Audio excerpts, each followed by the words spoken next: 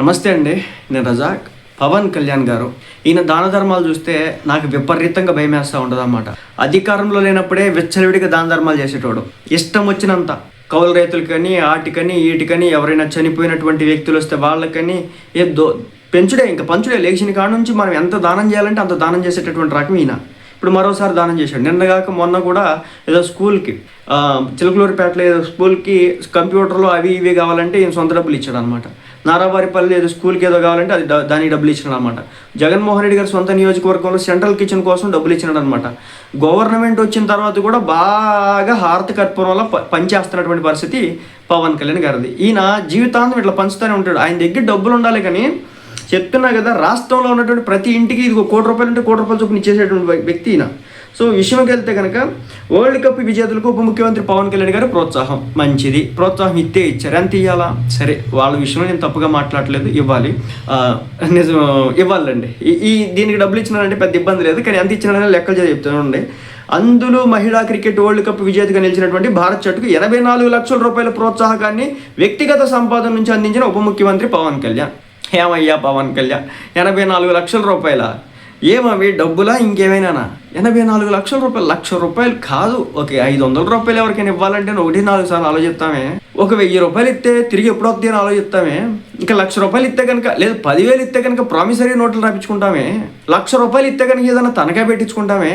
అలాంటిదికి ఈ పెద్ద మనిషి వరల్డ్ కప్ విజేతలకు, అది కూడా అందుల క్రికెట్లకు ₹84 లక్షల డొనేట్ చేసినటువంటి చరిత్ర అయ్యింది. అర్థమవుతుందా? కనపడకపో. సో పెడతాను, నేను పక్కన పెడతానులే, కానీ ₹84 లక్షల డొనేట్ చేసినటువంటి చరిత్ర అయింది. డొనేట్ చేస్తే ఎవరు చేయాలా? చేసినాడు, ఓకే.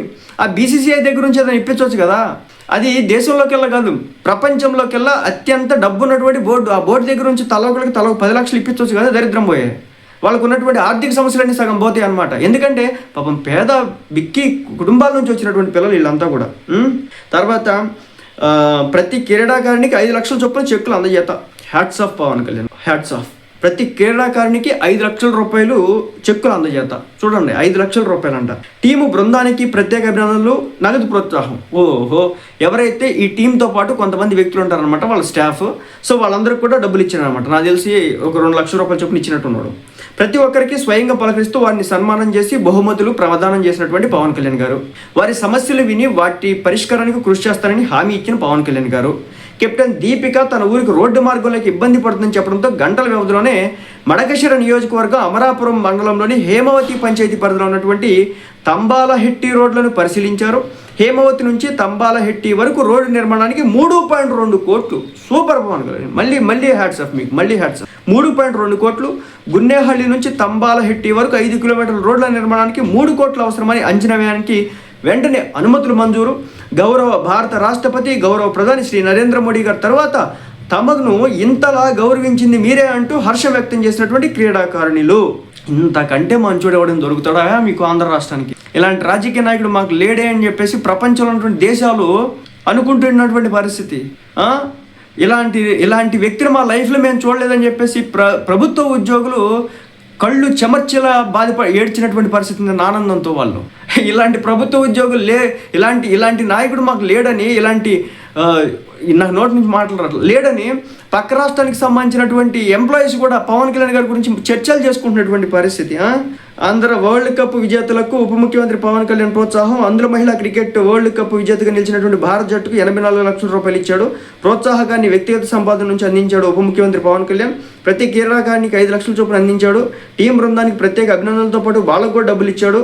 ప్రతి ఒక్కరికి స్వయంగా పలకరిస్తూ వారి సన్మానం మరియు బహుమతులు అందజేయడం జరిగింది. వారి సమస్యలు విని పరిష్కరించారు పవన్ కళ్యాణ్.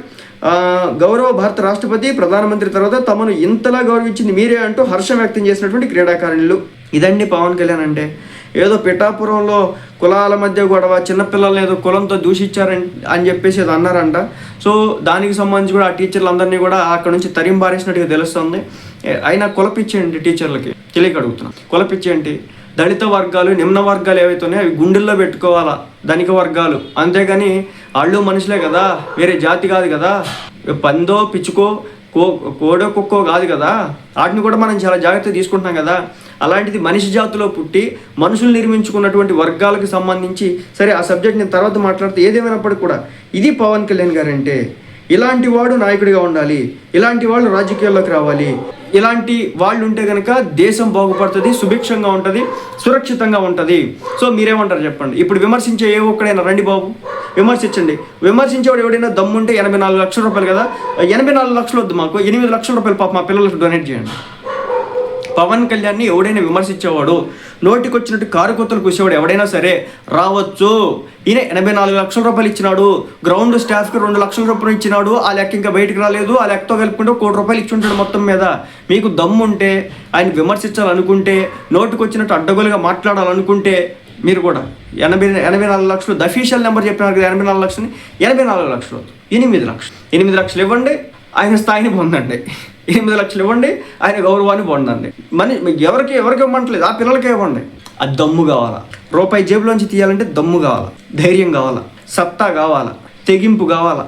అసెంబ్లీ గేటు కూడా దగ్గరకు రానీయం, అసెంబ్లీ గేటు కూడా తొక్కనీయం. అనర్హుడు పవన్ కళ్యాణ్ 3 పెళ్ళిళ్ళు చేసుకున్నాడు అన్నారు కదా, 3 పెళ్ళిళ్ళు చేసుకున్న వాడు కళ్ళు లేకుండా కనిపించేటటువంటి మసిగా కనిపించేటటువంటి క్రీడాకారులు ఎవరైతే ఉన్నారో వాళ్ళ కుటుంబాలకి అండగా నిలబడ్డాడు పవన్ కళ్యాణ్. మీరంతా అండగా నిలబడుతున్నారు, మీరేం చేస్తా ఉన్నారు? దీన్ని అండగా నిలబడ్డం అంటారు. ఇది రాజకీయ నాయకుల లక్షణం, నాయకుడి యొక్క లక్షణం. రాజకీయ నాయకులను పక్కన పెట్టండి, రాజకీయ నాయకులు చాలా మంది ఉండొచ్చు, ఇది నాయకుడి యొక్క లక్షణం, ఇది దమ్మున్నోడి యొక్క లక్షణం.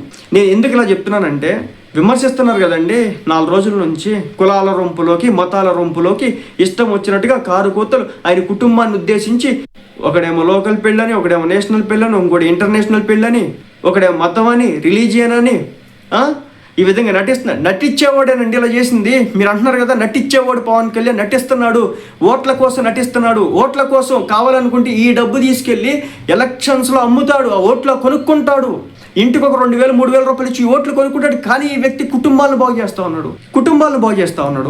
84 లక్షల రూపాయలు ఇచ్చినాడా? పాప మా పిల్లలు ఆ పిల్లల మాటలు వింటూ ఉంటే, ఏమండి మేము ఇక్కడ క్రికెట్ ఆడడానికి కూడా కారణం ఏంటంటే మా ఇళ్లలో ఇలా ఆడటం కారణంగా గవర్నమెంట్ నుంచి ఎంతో కొంత మాకు ప్రోత్సాహం వచ్చింది, అందుకోసం అని చెప్పేసి మా కుటుంబాలు కూడా మాకు ప్రోత్సాహాన్ని ఇస్తున్నాయి. అలాంటి సిచ్యువేషన్లో ఉన్నటువంటి కుటుంబాలను ఆదుకున్నాడు. ఒక్కొక్క పర్సన్, ఒక్కొక్క ఆడపిల్లకి వాళ్ళ వైకల్యం ఆడడం కూడా తప్పు, ఎందుకంటే మనకంటే గొప్పగా ఆడుతున్నారు, మనకంటే గొప్పగా చేస్తున్నారు, మనకంటే గొప్ప పేరు ప్రఖ్యాతులు తెచ్చుకుంటున్నారు. కాబట్టి అనాల్సినంత అవసరం అయితే లేదనమాట. అలాంటి మంచి వ్యక్తిత్వం కలిగినటువంటి వ్యక్తి జనసేన పార్టీ అధ్యక్షులు పవన్ కళ్యాణ్ గారు. ఎందుకు మీరు జనసేన పార్టీ అధ్యక్షులు పవన్ కళ్యాణ్ గారి గురించి ఎంతలా మాట్లాడతారంటే ఇదే మీరు చిన్నప్పటి నుంచి ఎందుకు ఆయన అంత అభిమానంగా చూస్తారు? ఎందుకు ఆయన గురించి ఒకవేళ కోపం వచ్చేవచ్చు, నాకు ఆగ్రహం వచ్చేవచ్చు, ఆయన గురించి నేను ఏదైనా మాట్లాడవచ్చు, అభిమానం మీద మాట్లాడేవాడిని. ఈ రోజు వరకు నాకు తెలిసి నేను పవన్ కళ్యాణ్ గారిని బూతు తిట్టినట్టు నాకు తెలియదు.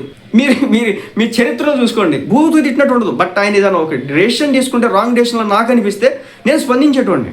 నచ్చలేదని పవన్ కళ్యాణ్ గారు ఇది కరెక్ట్ కాదేమో, మీరు ఇలా మాట్లాడడం అక్కడ నాకు నచ్చలేదు, ఇలా మాట్లాడేటోడిని. ఇది మనం ఒక వ్యక్తిని ప్రేమిస్తున్నామంటే, అభిమానిస్తున్నామంటే, గౌరవిస్తున్నామంటే, వాళ్ళ దగ్గర నుంచి ఏదైనా నేర్చుకుంటున్నామంటే ఇదనమాట. ఇలాంటి వ్యక్తి దగ్గర నుంచి మోటివేట్ అయినవాడు ఏం చేస్తాడు? సమాజానికి సేవ చేస్తాడు, 10 మందికి హెల్ప్ చేస్తాడు. 10 మంది హెల్ప్ చేయని పక్షంలో రోడ్డు మీద ఉండేటటువంటి ఆకలితో ఉన్నటువంటి కుక్కకు అన్నం పెడతాడు. అది పవన్ కళ్యాణ్ నేర్పేటటువంటి వ్యక్తి. 84 లక్షలు దమ్ముంటే 8 లక్షలు ఇవ్వండి, ఆ పిల్లలకే ఒక్కొక్కరికి 30,000 20,000 చొప్పున పంచండి, చూద్దాం. ఆ తర్వాత పవన్ కళ్యాణ్ గారి వ్యక్తిత్వం గురించి, మతాన్ని గురించి, కులాన్ని గురించి, రాజకీయం గురించి, ఇంకేదన్నా ఉంటే దాని గురించి మనం మాట్లాడుకుందాం. ఇది పవన్ కళ్యాణ్ చరిత్ర.